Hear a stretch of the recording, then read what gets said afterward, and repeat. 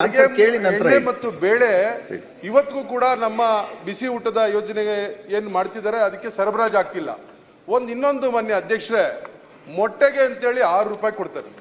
ಇವತ್ತು ನಾನು ಮಾನ್ಯ ಅಜೀಂ ಪ್ರೇಮ್ಜಿ ಫೌಂಡೇಶನ್ ಅವರನ್ನ ನಾನು ಅವ್ರಿಗೆ ಅಭಿನಂದನೆಗಳನ್ನು ತಿಳಿಸ್ತೀನಿ. ಬಹಳ ದೊಡ್ಡ ಯೋಜನೆಗೆ ಇವತ್ತು ಸರ್ಕಾರ ಜೊತೆ ಕೈ ಜೋಡಿಸಿದ್ದಾರೆ.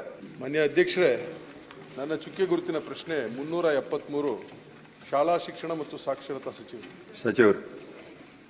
ಮಾನ್ಯ ಅಧ್ಯಕ್ಷರೇ, ಉತ್ತರವನ್ನು ದೊರಕಿಸಲಾಗಿದೆ. ಮಾನ್ಯ ಅಧ್ಯಕ್ಷರೇ, ಮಾನ್ಯ ಸಚಿವರು ಏನು ಸರ್ಕಾರಿ ಶಾಲೆಗಳಲ್ಲಿ ಮಧ್ಯಾಹ್ನದ ಬಿಸಿ ಊಟ ಯೋಜನೆಯ ಬಗ್ಗೆ ನಾನು ಪ್ರಶ್ನೆ ಕೇಳಿದ್ದೆ, ಎಲ್ಲ ಪ್ರಶ್ನೆಗಳಿಗೂ ಕೂಡ ಸುದೀರ್ಘವಾದಂಥ ಉತ್ತರವನ್ನು ಒದಗಿಸಿದ್ದಾರೆ. ಆದರೆ ನನ್ನ ಕೆಲವು ಪ್ರಶ್ನೆ ಏನು ಅಂದರೆ, ಏನಿವತ್ತು ಮಧ್ಯಾಹ್ನದ ಬಿಸಿ ಊಟ ಯೋಜನೆಯನ್ನು ಸರ್ಕಾರಗಳು ಪ್ರಾರಂಭ ಮಾಡ್ತು 2021ರಲ್ಲಿ, ಶಾಲೆಯಲ್ಲಿ ಸರ್ಕಾರಿ ಶಾಲೆಯಲ್ಲಿ ಓದ್ತಕ್ಕಂಥ ಮಕ್ಕಳ ಹಾಜರಾತಿ ಸಂಖ್ಯೆಯನ್ನು ಹೆಚ್ಚು ಮಾಡಬೇಕು ಮತ್ತು ಅವ್ರ ಕಲಿಕೆ ಸಾಮರ್ಥ್ಯನ ಹೆಚ್ಚು ಮಾಡಬೇಕು ಮತ್ತು ಅವ್ರಿಗೆ ಪೌಷ್ಟಿಕ ಆಹಾರ ಸಿಗ್ತಕ್ಕಂಥದ್ದಕ್ಕೆ ಈ ಯೋಜನೆಯನ್ನು ತಂದರು. ಆದರೆ ಇವತ್ತು ಏನಾಗಿದೆ ಮಾನ್ಯ ಅಧ್ಯಕ್ಷರೇ, ಇವತ್ತು ಸರ್ಕಾರಿ ಶಾಲೆಯ ಬಿಸಿ ಊಟ ಯೋಜನೆಯಲ್ಲಿ ಎಣ್ಣೆ ಮತ್ತು ಬೇಳೆಕಾಳು, ಇವತ್ತು ಯಾವುದೇ ನಾವು ಅಡುಗೆಯನ್ನು ಮಾಡಬೇಕಾದ್ರೆ ಎಣ್ಣೆ ಇಲ್ಲದೆ ಮಾಡೋಕ್ಕೆ ಸಾಧ್ಯನಾ ಅಧ್ಯಕ್ಷರೇ? ಎಣ್ಣೆ ಮತ್ತು ಬೇಳೆಕಾಳು ಇವರು ಅಡ್ವಾನ್ಸ್ ಆಗಿ ಕೊಡಬೇಕು. ಆದರೆ ಇಲ್ಲಿ ಏನಾಗ್ತಾ ಇದೆ, 2 ತಿಂಗಳು 3 ತಿಂಗಳು ತಡವಾಗಿ ಕೊಡ್ತಾ ಇದ್ದಾರೆ. ಇವತ್ತಿಗೂ ಡಿಸೆಂಬರ್ ಇಂದ ಎಣ್ಣೆ ಬರ್ತಿಲ್ಲ. ಡಿಸೆಂಬರ್, ಜನವರಿ, ಫೆಬ್ರವರಿ, ಈಗ ಮಾರ್ಚ್ ಅಲ್ಲಿ ಇದೀವಿ. ಅಡಿಗೆ ಎಣ್ಣೆ ಅಣ್ಣ, ನಮಗ್ ಗೊತ್ತಿರೋದು ಅದು ಒಂದೇ ಎಣ್ಣೆ. ಈಗ ಅನಿಲ್ ಕುಮಾರ್ ಎಣ್ಣೆ ಇಲ್ಲದೆ ಅಡಿಗೆ ಮಾಡಕ್ ಸಾಧ್ಯನೇ ಇಲ್ಲ. ಪ್ರಾರಂಭಿಕವಾಗಿ ಪ್ರಶ್ನೆಗಳನ್ನ ಕೇಳಿ, ಆಮೇಲೆ ಉಪ ಪ್ರಶ್ನೆಗಳನ್ನ ಅದೇ ಪ್ರಶ್ನೆ ನೀವು ಅದಕ್ಕೆ ಹೇಳ್ತಾ ಇದ್ದೀರಲ್ಲ, ಅವರ ಆನ್ಸರ್ ಕೇಳಿ ನಂತರ. ಎಣ್ಣೆ ಮತ್ತು ಬೇಳೆ ಇವತ್ತಿಗೂ ಕೂಡ ನಮ್ಮ ಬಿಸಿ ಊಟದ ಯೋಜನೆಗೆ ಏನು ಮಾಡ್ತಿದ್ದಾರೆ ಅದಕ್ಕೆ ಸರಬರಾಜು ಆಗ್ತಿಲ್ಲ. ಇನ್ನೊಂದು ಮಾನ್ಯ ಅಧ್ಯಕ್ಷರೇ, ಮೊಟ್ಟೆಗೆ ಅಂತೇಳಿ 6 ರೂಪಾಯಿ ಕೊಡ್ತಾರೆ. ಇವತ್ತು ನಾನು ಮಾನ್ಯ ಅಜೀಂ ಪ್ರೇಮ್ಜಿ ಫೌಂಡೇಶನ್ ಅವರನ್ನ ನಾನು ಅವ್ರಿಗೆ ಅಭಿನಂದನೆಗಳನ್ನು ತಿಳಿಸ್ತೀನಿ. ಬಹಳ ದೊಡ್ಡ ಯೋಜನೆಗೆ ಇವತ್ತು ಸರ್ಕಾರ ಜೊತೆ ಕೈ ಜೋಡಿಸಿದ್ದಾರೆ. ಆದರೆ ಏನು 6 ರೂಪಾಯಿ ಸರ್ಕಾರ ನಿಗದಿ ಮಾಡಿ ಕೊಡ್ತಾ ಇದ್ದಾರೆ, ಅದನ್ನ ಯಾವ ರೀತಿ ಅದನ್ನ ಖರ್ಚು ಮಾಡಬೇಕು ಅಂತ ಇವರು ಮಾರ್ಗಸೂಚಿಯಲ್ಲಿ ಹೇಳ್ತಾರೆ ಅಂದ್ರೆ, ಮೊಟ್ಟೆಗೆ 5 ರೂಪಾಯಿ ಕೊಡೋದು ಅಂತ ಹೇಳ್ತಾರೆ. ಅದಾದ್ಮೇಲೆ ಅದನ್ನ ಬೇಯಿಸೋದಕ್ಕೆ 50 ಪೈಸೆ, ಅದನ್ನ ಸುಲಿಯೋದಕ್ಕೆ 30 ಪೈಸೆ, ಸಾಗಾಣಿಕೆ ವೆಚ್ಚ 20 ಪೈಸೆ ಅಂತ ಹೇಳ್ತಾರೆ. 5 ರೂಪಾಯಿಗೆ ಮೊಟ್ಟೆ ಎಲ್ಲಿ ಸಿಗ್ತಾ ಇದೆ ಮಾನ್ಯ ಅಧ್ಯಕ್ಷರೇ? ಇವತ್ತು 5 ರೂಪಾಯಿಗೆ ಎಲ್ಲಾದ್ರೂ ಮೊಟ್ಟೆ ಸಿಗೋದಕ್ಕೆ ಸಾಧ್ಯನಾ? ಇವತ್ತು ಏನಾಗಿದೆ, ಆ ಪಾಪ ಅಡಿಗೆ ಮಾಡ್ತಕ್ಕಂಥವ್ರು ಮತ್ತು ಅಲ್ಲಿ ಶಿಕ್ಷಕರು ಇವ್ರು ಕೊಡ್ತಕ್ಕಂಥ 6 ರೂಪಾಯಲ್ಲೇ ಮೊಟ್ಟೆ ತಂದು ಅವರೇ ಸ್ವಂತ ಇದರಲ್ಲಿ ಇವತ್ತು ಮಾಡಂತ ಪರಿಸ್ಥಿತಿ ಬಂದಿದೆ. ಅದೇ ಮೇಸ್ಟ್ರು ಕೈಯಿಂದ ಹಾಕಿ ಇವತ್ತು ಮಾಡ್ತಾ ಇದ್ದಾರೆ. ಎಲ್ಲಿ ಕೂಡ ಇವತ್ತು ನಾವೆಲ್ಲ ಕೂಡ ಸ್ವಲ್ಪ ಯೋಚನೆ ಮಾಡಬೇಕು. ಯಾವ್ದಾದ್ರು ಒಂದು ಯೋಜನೆಯನ್ನ ರೂಪಿಸಕ್ಕಂಥ ಸಂದರ್ಭದಲ್ಲಿ ಯಾವತ್ತೋ 5 ವರ್ಷದಿಂದೇನೋ 10 ವರ್ಷದಿಂದೇನೋ ಒಂದು ಯೋಜನೆಯನ್ನು ರೂಪಿಸಿ ಅವತ್ತು ಅದಕ್ಕೊಂದು ದರ ನಿಗದಿ ಮಾಡಿದ್ರೆ ಅದನ್ನೇ ಮುಂದುವರ್ಸ್ಕೊಂಡು ಹೋಗ್ತಾ ಇದ್ರೆ ಮಾರ್ಕೆಟ್ ಅಲ್ಲಿ ಒಂದೇ ರೇಟ್ ಇರೋದಿಲ್ಲ. ಇವತ್ತು 6 ರೂಪಾಯಿ ಕೊಟ್ಟರು ಕೂಡ ಮೊಟ್ಟೆ ಸಿಗೋದಿಲ್ಲ. 5 ರೂಪಾಯಿಗೆ ಮೊಟ್ಟೆ ತಗೊಳ್ಕೋಬೇಕು, 50 ಪೈಸೆ ಬೇಯಿಸೋದಕ್ಕೆ 30 ಪೈಸೆ, ಸುಲಿಯೋದಕ್ಕೆ 20 ಪೈಸೆ ಅಂದ್ರೆ ಹೆಂಗ್ ಮಾಡೋದಕ್ಕೆ ಸಾಧ್ಯ ಇದು? ಇವತ್ತು ಎಣ್ಣೆ ಇಲ್ಲ, ಬೇಳೆ ಇಲ್ಲ, ಮೊಟ್ಟೆಗೆ ಸರಿಯಾಗಿ ನಾವು ಹಣ ಕೊಡ್ತಿಲ್ಲ.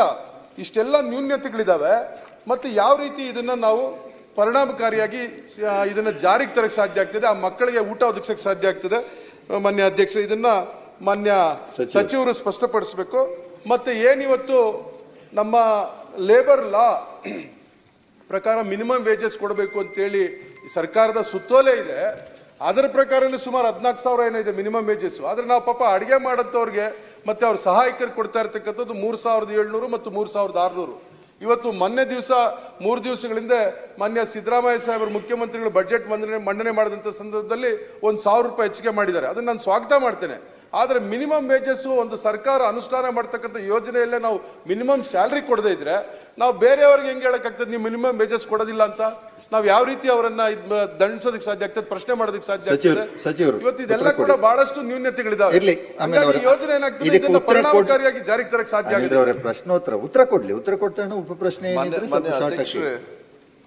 ಅವ್ರು ಕೇಳೋದ್ರಲ್ಲಿ ನ್ಯಾಯಬದ್ಧವಾಗಿರ್ತದೆ, ಇಲ್ಲ ಅಂತ ಹೇಳೋದಿಲ್ಲ. ಈ ಆಯಿಲ್ಗೆ ಮತ್ತು ಇದಕ್ಕೆಲ್ಲದಕ್ಕೂ ಕೂಡ ಸೆಂಟ್ರಲ್ ಗೌರ್ಮೆಂಟ್ ಅವರು ಏನು ನಾರ್ಮ್ಸ್ ಹೇಳ್ತಾರೆ ಆ ನಿಟ್ಟಿನಲ್ಲಿ ನಾವು ಕೊಡ್ತಾ ಇದ್ದೀವಿ. ಸೆಂಟ್ರಲ್ ಗೌರ್ಮೆಂಟ್ ಕೂಡ ಏನಾದ್ರು ಜಾಸ್ತಿ ಮಾಡಿದ್ರೆ ಅದನ್ನ ಸೇರಿಸ್ಕೊಂಡು ನಾವು ಕೊಡ್ತಕ್ಕಂಥದ್ದು ವ್ಯವಸ್ಥೆನ ಒಂದು ಕಡೆಯಿಂದ ಮಾಡ್ಬೋದು.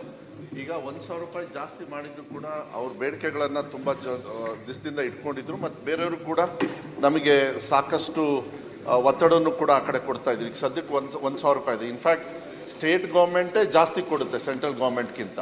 ಮತ್ತು ಯಾವುದೇ ಥರ ಡಿಲೇಡ್ ಪೇಮೆಂಟ್ ಏನಾದ್ರು ಇದ್ದರೆ ಅದು ಸೆಂಟ್ರಲ್ ಗೌರ್ಮೆಂಟಿಂದ ಬಂದಾಗ ಅದು ಕೊಡಬೇಕಾಗತ್ತೆ. ನಮ್ಮ ಸ್ಟೇಟಲ್ಲಿ ನಮ್ಮ ಏನು ಪೋರ್ಷನ್ ಏನು ಕೊಡಬೇಕು ಅದು ಕೊಡ್ತಕ್ಕಂಥದ್ದು ಕೂಡ.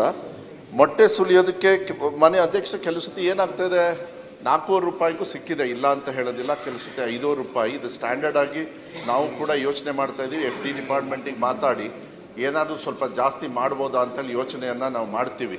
ಅದನ್ನು ನೋಡ್ಬಿಟ್ಟು ಡಿಸಿಷನ್ಸ್ ತೊಗೊಳ್ಬೇಕಾಗತ್ತೆ. FD ಅವ್ರದ್ದು ನಂಗೆ ಕ್ಲಿಯರೆನ್ಸ್ ಬೇಕಾಗುತ್ತೆ. 6 ರೂಪಾಯಿ ಅಂಥೇಳಿ ಮುಂಚೆನೇ ಅದು ಸರ್ಕಾರದಿಂದ ನಿಗದಿಪಡಿಸಿತ್ತು. ಒಂದು ಕೊಡ್ತಾ ಇದ್ವಿ, ನಮ್ಮ ಸರ್ಕಾರ ಬಂದ ಮೇಲೆ 2 ಆಯಿತು. ಅಜೀಂ ಪ್ರೇಮ್ಜಿ ಅವ್ರ ಜೊತೆಗೆ ಮಾತಾಡ್ಕೊಂಡ್ಮೇಲೆ ಅದು 6 ಆಗಿದೆ ಇವಾಗ. ಅದ್ರ ಜೊತೆಗೆ ಪೌಷ್ಟಿಕತೆಗೆ ನಾವು ಸಾಯಿ ಶೋರ್ಸ್ ಅಂತ ಹೇಳಿ ಅವ್ರದ್ದು ಕೂಡ ಈ ಸತಿ ಬಜೆಟಲ್ಲಿ ಇನ್ನೂ ನಮ್ಮ ಒಂದು 25% ಜಾಸ್ತಿ ಮಾಡಿ 3 ದಿವಸ ಕೊಡೋದನ್ನ 5 ದಿವಸ ಮಾಡ್ತಾ ಇದ್ವಿ. ಇದನ್ನೆಲ್ಲ ನೋಡಿದಾಗ ಪೌಷ್ಟಿಕತೆಗೆ ಮತ್ತು ಕಲಿಕೆಗೂ ಕೂಡ ಮಕ್ಕಳಿಗೆ ಹಾಜರಾತಿ ಬರೋದಕ್ಕೆ ಇದಕ್ಕೆಲ್ಲದಕ್ಕೂ ಕೂಡ ಅನುಕೂಲ ಆಗುತ್ತೆ. ನಾವು ನೋಡೋಣ ಮತ್ತೇನಾದರೂ ಮೊಟ್ಟೆ ತೆಗಿತಕ್ಕಂಥದ್ದು ಮತ್ತೆ ಒತ್ತಡ ಏನಾದ್ರು ಬಂದಾಗ ನಾನು ಆರ್ಥಿಕ ಇಲಾಖೆಯವ್ರ ಜೊತೆಗೆ ಮಾತಾಡಿಕೊಂಡು ಕೆಲವು ಡಿಸಿಷನ್ಸ್ನ ತಗೊಳ್ತಕ್ಕಂಥ ವ್ಯವಸ್ಥೆಯನ್ನು ನಾವು ಮಾಡ್ತೀವಿ. ಮಾನ್ಯ ಅಧ್ಯಕ್ಷರೇ, ಮಾನ್ಯ ಸಚಿವರು ಹೇಳೋದನ್ನ ನಾನು ಒಪ್ತೇನೆ. ಆದರೆ ಮೊಟ್ಟೆ 400 ರೂಪಾಯಿಗೆ ಸಿಕ್ಕಿರೋಂಥದ್ದು ಉದಾಹರಣೆಗಳಿದಾವೆ ಅಂತ ಹೇಳಿದ್ರು. ಬಹುಶಃ ಮೊಟ್ಟೆ 400 ರೂಪಾಯಿಗೆ ಸಿಕ್ಕಿ ಸುಮಾರು ವರ್ಷಗಳಾಗೋಗಿದೆ, 4-5 ವರ್ಷಗಳ ಹಿಂದೆ. ಇವತ್ತು 7 ರೂಪಾಯಿಗೆ ಮೊಟ್ಟೆ ಸಿಗೋದು ಕೂಡ ಕಷ್ಟ ಇದೆ. ಆಮೇಲೆ ಇದರಲ್ಲಿ ಸಾಗಾಣಿಕೆ ಮಾಡುವಾಗ ಡ್ಯಾಮೇಜು ಆಗ್ತದೆ. ಇವೆಲ್ಲವನ್ನ ಪಾಪ ಇವತ್ತು ಆ ಶಿಕ್ಷಕರು ಮತ್ತು ಆ ಶಾಲಾಭಿವೃದ್ಧಿ ಸಮಿತಿಯವರು ಅವರ ಮೇಲೆ ಒರೆಸ್ಕೊಂಡು ಇವತ್ತು ಈ ಯೋಜನೆಯನ್ನ ಅನುಷ್ಠಾನ ಮಾಡ್ತಿದ್ದಾರೆ. ಇವೆಲ್ಲ ಕೂಡ ನ್ಯೂನತೆಗಳಿದ್ದಾವೆ. ಮತ್ತೆ ಇವತ್ತು ಏನು ನಮ್ಮ ಸರ್ಕಾರ 1ರಿಂದ 8ನೇ ತರಗತಿವರೆಗೂ ಕೂಡ ಮಾತ್ರ ಕೇಂದ್ರ ಸರ್ಕಾರ ನಮಗೆ ಈ ಒಂದು ಯೋಜನೆಯನ್ನ ಅನುಷ್ಠಾನ ಮಾಡೋದಕ್ಕೆ ಹಣ ಒದಗಿಸ್ತಾರೆ. ಆದರೆ 9 ಮತ್ತು 10ನೇ ತರಗತಿಗೆ ರಾಜ್ಯ ಸರ್ಕಾರನೇ ಇವತ್ತು 100ಕ್ಕೆ 100% ಅದರ ಮೇಲೆ ಜವಾಬ್ದಾರಿ ಅಂತ ಇಟ್ಕೊಂಡು ಇವತ್ತು ಅನುಷ್ಠಾನ ಮಾಡ್ತಾ ಇದ್ದಾರೆ. ನನ್ನ ಒಂದು ಮನವಿ ಏನಂದ್ರೆ ಮಾತ್ರ ಮಂತ್ರಿಗಳಲ್ಲಿ, ಇವತ್ತು ಕೆಲವು ಪ್ರೆಮಿಸಸ್ ಅಲ್ಲಿ ಹೈಸ್ಕೂಲು ಮತ್ತು ಜೂನಿಯರ್ ಕಾಲೇಜ್ ಇರ್ತದೆ. ಕೆಲವು ಕಡೆ 8 ಮತ್ತು 9 ಜೊತೆಗೆ ಫಸ್ಟ್ PUC ಸೆಕೆಂಡ್ PUC ಇರ್ತದೆ. ಈ 8 ಮತ್ತು 9 10ನೇ ತರಗತಿಯ ಮಕ್ಕಳಿಗೆ ನಾವು ಮಧ್ಯಾಹ್ನದ ಬಿಸಿ ಊಟ ಕೊಡ್ತೀವಿ. ಆ ಫಸ್ಟ್ PUC ಮತ್ತು ಸೆಕೆಂಡ್ PUC ಮಕ್ಕಳಿಗೆ ಕೊಡೋದಿಲ್ಲ. ಇದು ಅವ್ರಿಗೂ ಕೂಡ ಈ ಯೋಜನೆಯನ್ನ ಮುಂದುವರಿಸಿದ್ರೆ, ಅವ್ರಿಗೂ ಕೂಡ ಮಾಡಿದ್ರೆ ಇದು ಉಪಯೋಗ ಆಗ್ತದೆ ಮತ್ತು ಇದಾಗ್ತದೆ. ಮತ್ತು ಇವತ್ತೇನು ಈ ಎಣ್ಣೆ ಮತ್ತು ಬೇಳೆಕಾಳು ಬಗ್ಗೆ ಮಾನ್ಯ ಮಂತ್ರಿಗಳು ಹೇಳಲಿಲ್ಲ. 2 ತಿಂಗಳು 3 ತಿಂಗಳು ತಡವಾಗಿ ಬರ್ತಾ ಇದೆ ಮಾನ್ಯ ಮಂತ್ರಿಗಳೇ. ಇವತ್ತು ಡಿಸೆಂಬರಿಂದ ನೀವು ಬೇಕಾದ್ರೆ ನಿಮ್ಮ ಅಧಿಕಾರಿಗಳು ಕೇಳಿ, ಡಿಸೆಂಬರಿಂದ ಎಣ್ಣೆ ಬಂದಿಲ್ಲ. ಎಣ್ಣೆ ಬರದೆ ಹೆಂಗ್ ಅಡಿಗೆ ಮಾಡೋದು? ಎಣ್ಣೆ ಅಡ್ವಾನ್ಸ್ ಆಗಿ ಕೊಡ್ಬೇಕಲ್ವ ನಾವು? ಅಡಿಗೆ ಎಣ್ಣೆ ಏನು ನಮ್ಮ ಭೋಜೇಗೌಡರು ಹೇಳ್ದಂಗೆ ಅಡಿಗೆ ಎಣ್ಣೆಯನ್ನ ನಾವು ಅಡ್ವಾನ್ಸ್ ಆಗಿ ಕೊಡಬೇಕು. 3 ತಿಂಗಳಾದ್ರೂ ಕೂಡ ಸಪ್ಲೈ ಮಾಡ್ತಾ ಇದ್ರೆ ಹೆಂಗ್ ಮಾಡೋದು? ಯಾವ ರೀತಿ ಅಡಿಗೆ ಮಾಡೋದು? ಸರಿ ಅನಿಲ್ ಅದು ಬೇಡ ಪ್ರಶ್ನೋತ್ತರ ದಯವಿಟ್ಟು ಪೇಮೆಂಟ್ ಆಗಿರ್ತಕ್ಕಂಥದ್ದು ಇರ್ಲಿ, ಅದು ಆಮೇಲೆ ಬೇಕಾದ್ರೆ ಮಾತನಾಡಿ. ಇಲ್ಲ ಮಾತನಾಡಿ, ಆಯ್ತು. ಮಾಡ್ತೀನಿ ಅನ್ನೋದಾದ್ರೆ ಹೇಳಿ. ಯಾಕೆಂತಂದ್ರೆ 5 ರೂಪಾಯಿಗೂ ಸಿಗೋದಿಲ್ಲ, ಈಗ 6 ರೂಪಾಯಿಗೂ ಸಿಗೋದಿಲ್ಲ, 7 ರೂಪಾಯಿ ಆಗಿದೆ. ಅಂದಮೇಲೆ ಇದು ಮಾಸ್ಟರ್ಗಳು ತಂದು ಮಕ್ಕಳಿಗೆ ಕೊಡಕ್ ಆಗೋದಿಲ್ಲ. ಇದು ಆದ್ರಿಂದ ದಯವಿಟ್ಟು ಮಾಡ್ತೇವೆ ಅಂತೇಳಿ ನೀವು ಯಾರು ಬೇಕಾದ ಜೊತೆಯಲ್ಲ ಬೇಕಾದ್ರೂ ಚರ್ಚೆ ಮಾಡಿ ಕೆಲಸ ಮಾಡ್ಬೇಕು. ಮಾನ್ಯ ಅಧ್ಯಕ್ಷರೇ, ಇವತ್ತು ಏನಂದ್ರೆ ನ್ಯಾಷನಲ್ ಲೆವೆಲ್ ಅಲ್ಲಿ ಒಂದು ಎಗ್ ರೇಟ್ ಇದೆ. ಇವತ್ತು 10 ದಿವಸದೊಳಗೆ 4 ರೂಪಾಯಿ 75 ಪೈಸಾ. ಇದೇನಾಗ್ತದೆ, ಕೆಲವು ಸತಿ ವೇರಿಯೇಷನ್ಸ್ ಆಗುತ್ತೆ, ಕೆಲವು ಸತಿ ಕಮ್ಮಿನೂ ಆಗ್ತದೆ. ಎಲ್ಲ ಸಚಿವರೇ, ಅಲ್ಲಿ 4 ರೂಪಾಯಿ 75 ಪೈಸಕ್ಕೆ ಸಿಕ್ಕುತ್ತೆ ಅಂತ ನೀವು ಹೇಳಿದ್ರೆ ಯಾರು ನಂಬಂತ ಪರಿಸ್ಥಿತಿ ಒಳಗಡೆ ಇಲ್ಲ. ಮೊಟ್ಟೆ ಬೆಲೆ ಅಷ್ಟರೊಳಗಡೆ ಸಿಗ್ತಾ ಇಲ್ಲ. ಅದನ್ನೊಂದು ಏನು ಅನ್ನೋದು ಕ್ಲಾರಿಫೈ ಮಾಡಿ. ಅದನ್ನ ನೋಡ್ಬಿಟ್ಟು ಚರ್ಚೆ ಮಾಡ್ತೀವಿ ಮಾನ್ಯ ಅಧ್ಯಕ್ಷರೇ. ಆಮೇಲೆ ಅಲ್ಲಿ ಆಯಿಲಿಗೆ ಮತ್ತೆ ಇದಕ್ಕೆಲ್ಲ ದುಡ್ಡು ಕೊಡ್ತಾ ಇರೋದು ಶಾರ್ಟೇಜ್ ಏನಿಲ್ಲ ನಮ್ಮ ಹತ್ರ. ನಮ್ಮ ಪೋರ್ಷನ್ಸ್ನ ಮತ್ತೆ ಸೆಂಟ್ರಲ್ ಗೌರ್ಮೆಂಟ್ ಇಂದ ಬರಲಿಲ್ಲ ಅಂದ್ರೆ ಅನಿಲ್ ಅವ್ರೆ ಸ್ವಲ್ಪ ಕೆಲವು ಸತಿ ಅಧ್ಯಕ್ಷರೇ ಅದು ತೊಂದರೆ ಆಗಿರ್ಬೋದು. ಅದನ್ನ ನೋಡ್ಬಿಟ್ಟು, ಯಾಕಂದ್ರೆ ಯಾವುದೇ ಪೇಮೆಂಟ್ನು ತಡೆ ಮಾಡ್ತಕ್ಕಂಥ ನನ್ನ ಇಲಾಖೆಯಲ್ಲಂತೂ ಯಾವುದೇ ಕಾರಣಕ್ಕೂ ಚಾನ್ಸ್ ಇರೋದಿಲ್ಲ. ಅದನ್ನ ನಾನು ಸರಿ ಮಾಡ್ತಕ್ಕಂಥದ್ದು.